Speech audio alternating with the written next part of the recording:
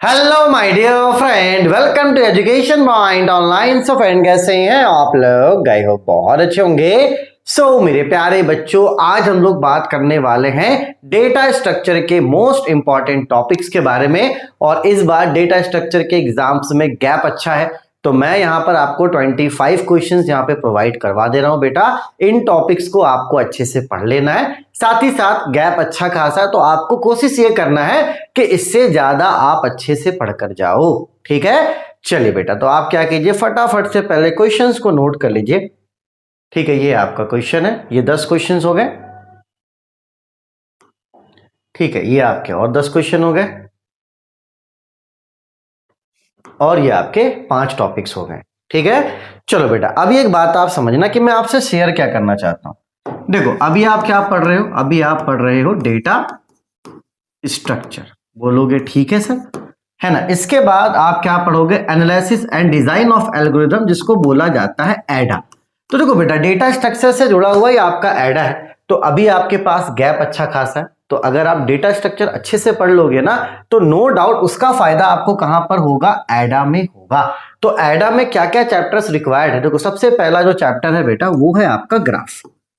तो ग्राफ आपको पूरा पढ़ना है, इस बात को समझना। पहले मैंने इंपॉर्टेंट दिया, लेकिन ग्राफ आप पूरा पढ़ना, क्योंकि ग्राफ आपके डेटा स्ट्रक्चर में और डिस्क्रीट में दोनों में क्या है बेटा? कॉमन है। तो ग्राफ आप अगर एक चैप्टर पढ़ लेते हो तो आपका डेटा स्ट्रक्चर का भी एक चैप्टर हो जाएगा और आपके डिस्क्रीट स्ट्रक्चर का भी एक चैप्टर हो जाएगा। तो ग्राफ आप पूरा पढ़ना, ठीक है, क्योंकि एग्जाम्स में गैप ज्यादा, मैंने इंपॉर्टेंट भी दे दिया, लेकिन फिर भी मैं रिक्वेस्ट करूंगा कि कुछ चैप्टर्स जो आप पूरा पढ़ सकते हो, क्योंकि उसका यूज आगे होने वाला है। ठीक है, चलो, दूसरा चैप्टर कौन सा बेटा? दूसरा चैप्टर है आपका ट्री।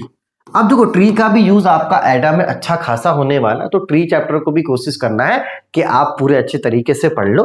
ठीक है, और तीसरा चैप्टर जो है बेटा, वो है आपका सॉर्टिंग का, क्योंकि सॉर्टिंग आपका एडा में यूज होगा। तो ये 3 चैप्टर्स आपके एडा में यूज होंगे।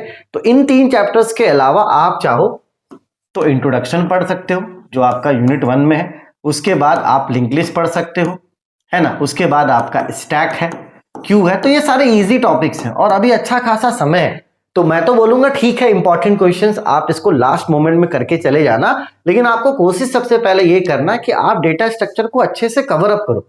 ठीक है, लास्ट मोमेंट के लिए इंपॉर्टेंट क्वेश्चंस तो बेटा अच्छे हैं, लास्ट मोमेंट के लिए इंपॉर्टेंट क्वेश्चंस अच्छे हैं। जब आपका एग्जाम का गैप आएगा तो मैं 2 से 3 आपको सी प्रोग्रामिंग लैंग्वेज बता दूंगा, उसको आप करके जाना, एक आध दो एग्जाम में आपके आ सकता है।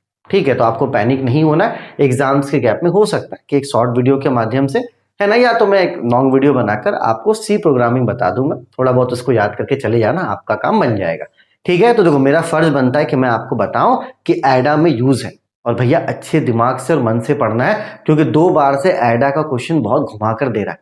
तो अगर डेटा स्ट्रक्चर में आप लापरवाही करोगे तो उसका भुगतान आपको एडा में करना पड़ेगा। ठीक है, चलिए, अभी मैंने कोर्स फीस भी कम कर दिया, जैसे ये वाला फीस था, ये शायद अभी हो गया है 1299, है ना। इकट्ठा खरीदना चाहते हो तो ये फीस 500 हो गया है ना। ये भी डिजिटल का फीस भी 500 हो गया है, और आपका डिस्क्रीट का फीस भी 500 हो गया। तो आप आराम से कोर्स लेके भी पढ़ सकते हो। बस 3 चैप्टर्स का यूज आगे होने वाला है, इसको आपको ध्यान रखना है, और बाकी जो इंपॉर्टेंट आपके लैंग्वेज है वो मैं आपको बता दूंगा, जो सी प्रोग्रामिंग वाले हैं, एग्जाम्स के गैप में मैं आपको बता दूंगा। ठीक है, चलिए, तो अपने और अपनों का खूब ख्याल रखिए। Take care, bye bye, Tata.